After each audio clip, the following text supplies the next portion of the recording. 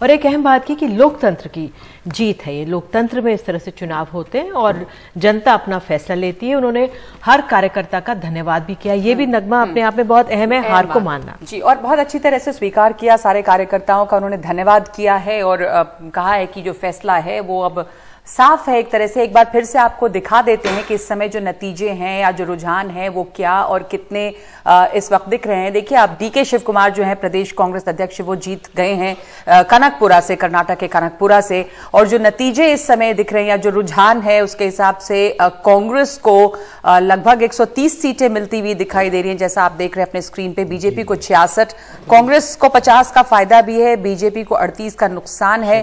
तो रुझान अगर 224 में से 113 जो है वो बहुमत है, पर कांग्रेस इस समय ये जो बढ़त है वो बनाए हुई 130 सीटों पर 129 130 के बीच में ये चल रहा है।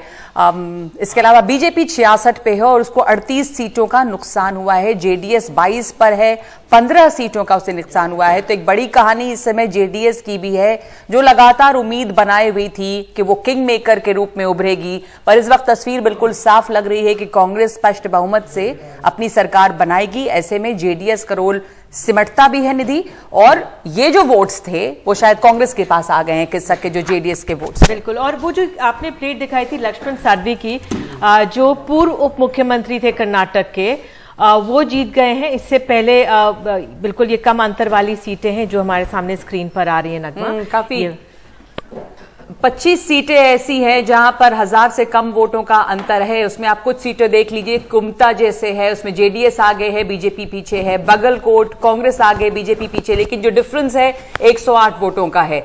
टुमकुर में कांग्रेस आगे है और जेडीएस जो है वहां पर पीछे है, लेकिन सिर्फ 242 वोटों से। तो ऐसे कई, कोलार इंपॉर्टेंट है, कोलार में जेडीएस आगे है और बीजेपी जो है वो पीछे है, पर यहां पे सिर्फ 475 वोट का भी फासला है। तो ऐसी करीब करीब 25 सीटें हैं जहां पर जो वोट मार्जिन है वो बहुत कम है। तो चीजें बदल सकती हैं, लेकिन कांग्रेस जिस तरह की बढ़त बनाई हुई है, एक कह सकते हैं कि निर्णायक बढ़त वो बनाई हुई है, तो ऐसे में वो बहुत पीछे हो जाए ये तो नहीं होता हुआ लग रहा है। शांति नगर है, कांग्रेस आगे है, वहां पर बीजेपी पीछे है 561 से। और इंटरेस्टिंग है कुमता सीट, जहां पर बीजेपी और जेडीएस के बीच में बस 83 वोटों का इस समय अंतर दिख रहा है।